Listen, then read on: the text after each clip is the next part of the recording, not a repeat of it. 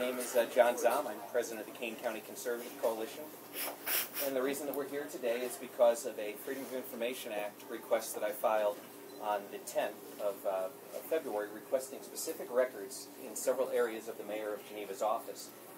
On February 17th, the city turned over 116 pages of email records between Kevin Burns and the following Republican Party insiders. Ken Shepro, who's the St. Charles Township chairman. He's also a paid attorney for Kane County. Karen McConaughey, who's the Kane County Board chairman, as well as a candidate for the Senate in the District 33.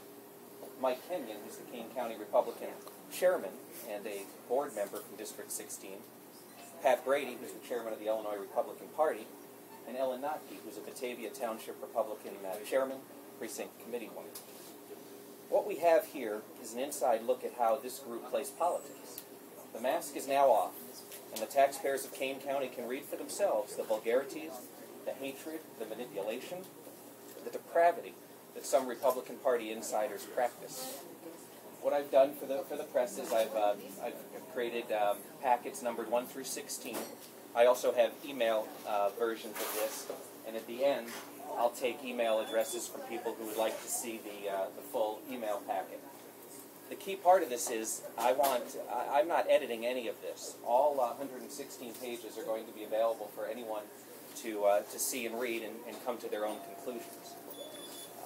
But what we will do today, is take a look at some specific emails I'd like to highlight. And I've got a page here. Does anyone need a copy of this? We send a few to the back of the room. There you go. You can share it. Anyone can have one of those. There's more back there. Oh, I guess. Sure, everyone gets.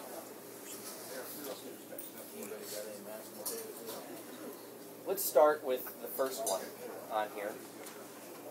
This is a page index. Page 1, August 16, 2011. Mayor Burns forwards a private email message to his public email account. This right here shows an intentional misuse of public resources. He could have continued to communicate from his Gmail account to his political backers and his friends, but no, as you can see in the evidence on the very first page, he purposely forwards from the Gmail account to the public account. So that really speaks to the claim he made in the newspaper yesterday that this was unintentional, very clearly intentional here. Let's look at page 5. There's a quote, "The good guys are getting together again." This is a commentary by Ellen Notke, the Batavia Republican chairman, who's also very active on the campaign of Mayor Burns.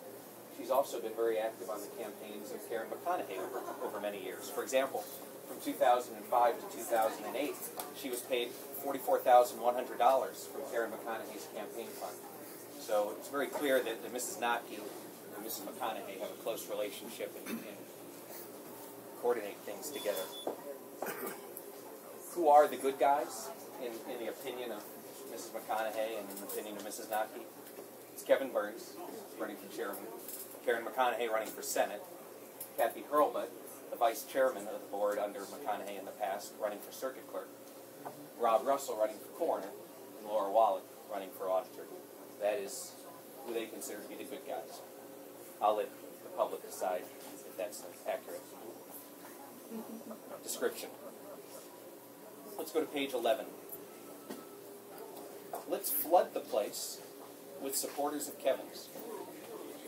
I happened to be at that press conference. I was a supporter of Senator Lawson at that press conference, and I think some members of the press were there. I think Mr. Fuller was there and some others. Out in the hallway, were people like Mrs. Notke, Doug O'Brien, who's a paid consultant for Karen McConaughey. He's a former Geneva resident. He works for a firm called Res Publica out of Chicago. Craig Kahn, who used to be a paid advisor to Congressman Copeland. He's a precinct committeeman in St. Charles. He's part of the precinct committeeman subcommittee that rated Senator Lawson unqualified for chairman and rated Mayor Burns highly qualified. So Mr. Khan has some interesting ways to rate people. But yes, this is proof you know, that they were trying to, as they say, flood the place with supporters of Kevin's. Just playing politics. I guess we know that that happens sometimes, but it's nice to see it in writing and to confirm that these people are all practicing collusion together. On the next page, page 12, Mrs. Notke says to Mayor Burns, quote, "Are you on Twitter yourself or some made-up name like me?" Now that's cute because she's actually referring to attending a transparency press conference that Senator Lawson was putting on. And she had actually complained to me in the hallway, you know, that we were not being transparent because we didn't give her a seat at the table at the press conference. She's not a member of the press. She was there to disrupt. That's why she didn't get a seat at the table. And people who operate under false Twitter names to deceive, that speaks more about them than anything I can say about it. Page 14, Mayor Burns makes plans to, and this is his word, crash his opponent's press conference. I guess that's politics, but please don't do it from the City of Geneva email account. You know, please don't use public resources to do political things. That's a misuse of public resources. You should not be doing that. And I'm not a lawyer. I'm not filing any criminal charges here. This is a press conference talking about the facts of this matter. But it's going to be up to residents of Geneva to make a decision what they want to do with this. Do they want to file a complaint with the City of Geneva, with the Ethics Commission? Do they want to go to Joe McMahon, the state's attorney in Kane County, file a complaint there? Do they want to go to Lisa Madigan, the Attorney General, and make a complaint under the Illinois Ethics Act? That's not for me to decide. That's for people in this room and people who read the stories that come out of this to make a decision. I can't determine what's legal or illegal, but I can tell you I think it's wrong to use your city email account for politics. On page 20, Karen McConaughey is said by Ellen Notke to suggest Sue Klinkhammer and Bill Wyatt, quote, may be inclined to take some shots, unquote, at Senator Lawson. Mrs. McConaughey has said, you know, that she's neutral in this race between Chairman Burns and, or candidate Burns and Lawson. I think we're starting to see a deeper picture here. Who is she really for? I would argue that she's for Burns. If you're not sure, drive around the county and look at the signposts. You know, they buy one post and they attach a Burns sign to one side of it and they attach a McConaughey sign to the other. I think it's pretty clear that there's a lot of camaraderie, collusion there, which is fine, and that's legal and that's fine, but please be honest about it. There's a lack of honesty here, and page 20 sheds some light on that.